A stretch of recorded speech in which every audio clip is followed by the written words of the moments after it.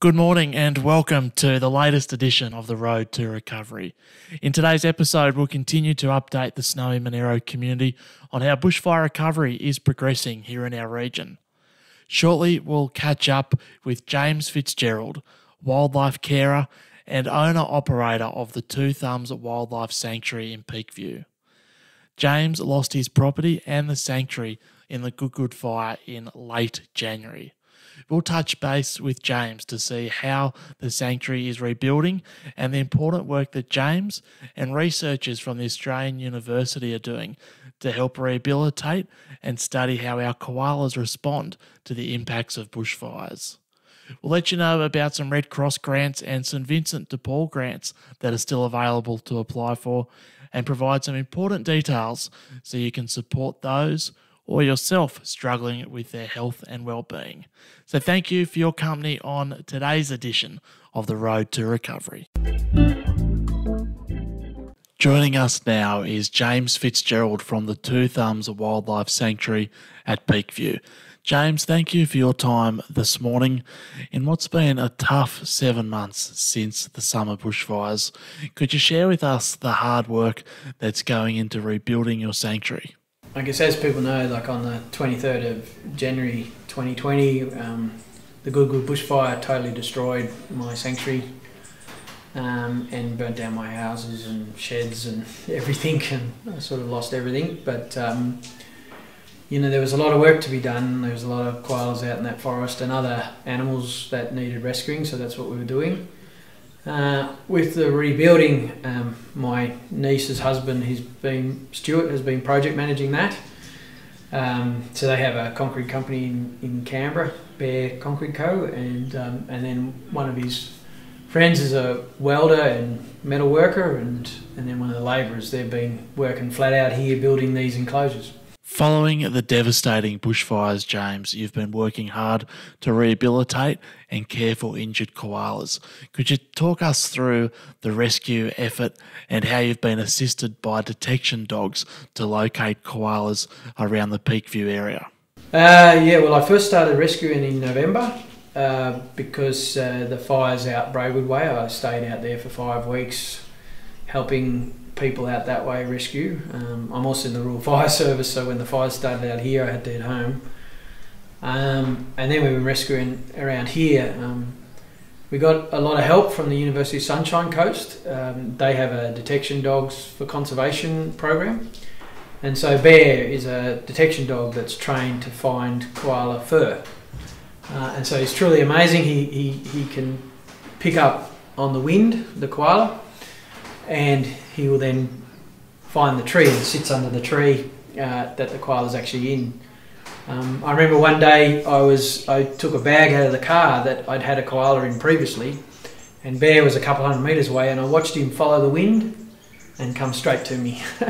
So yeah, apparently dogs have 100,000 times better sense of smell than what we do, and so that really helped us with finding those animals that were out there needing help. James, you're joining us from one of the new animal enclosures at the Two Thumbs Wildlife Sanctuary, and you're joined by a special friend rescued from the bushfires. Could you tell us a little bit more about the koala who's with you? This koala here is named Paul. He's named after the first officer of the Hercules C-130 that crashed just out here after it dropped a load of fire retardant on my sanctuary on the 23rd of January.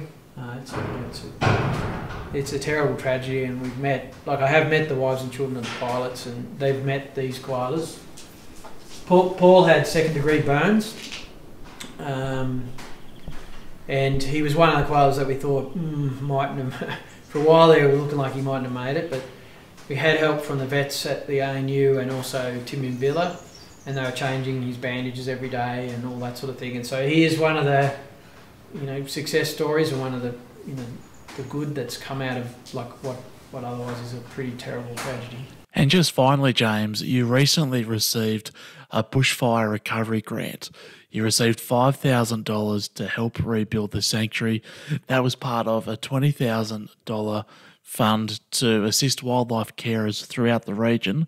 Could you share with us the plans you have for this funding? So we're using that money as part of like each of these buildings, which have 4 large koala enclosures, is costing us just on $60,000 to build, and we're building them 5, so it's a $300,000 project, and so that's what we're putting that, and every bit helps, and so it's a great contribution that council's making, and it helps us with rehabilitating these guys, but also, as we've sort of talked about today, with the ANU, we're doing all the research out in the field here, looking at and learning about how koalas survive in burnt out forests, and trying to understand better about how we help them post fire.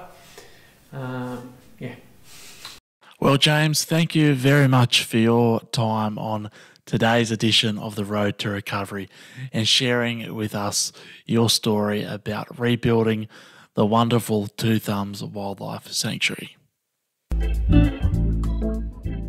As we just heard there from James Fitzgerald at the Two Thumbs Wildlife Sanctuary, James is working closely with researchers from the Australian National University who are studying the impacts of bushfires on koalas and how resilient our much-loved furry friends are when responding to natural disasters. We're now joined by Dr. Karen Ford, who is out at the Two Thumbs Wildlife Sanctuary. And Dr. Ford, thank you very much for your time on today's edition of The Road to Recovery. Could you tell us about the work the university is doing here at the Two Thumbs Wildlife Sanctuary? So we're interested in looking at how the koalas that have been rehabilitated and then released back into the wild integrate back into the resident population. We're also interested in how those resident koalas are using the burnt landscape. So we really want to know whether they're relying on the little patches of intact areas that didn't burn in the fires, or whether they're happy to move through all of the burnt areas, whether they're happy to eat the epicormic regrowth that's coming back on the trees. And all of that's really important for telling us how we should be responding to fires in the future. Like, do we need to be supporting koalas through those early times after fire when there's only a little bit of regrowth available, or can they survive quite happily on that regrowth? Is it too early, Dr. Ford, to have an indication of what your research is hoping to uncover? Well, it is still early stages, but we are getting really good indication that the koalas are doing really well. So even in some of the areas that have been burnt really quite severely in the fires, the koalas seem to be hanging on quite well. They seem to be managing to find themselves enough food, so that's really encouraging. Thank you, Dr. Ford, for your time on today's episode of The Road to Recovery. If you or someone you know is struggling with their mental health and their well-being as a result of the summer bushfires, then help is available, so please reach out.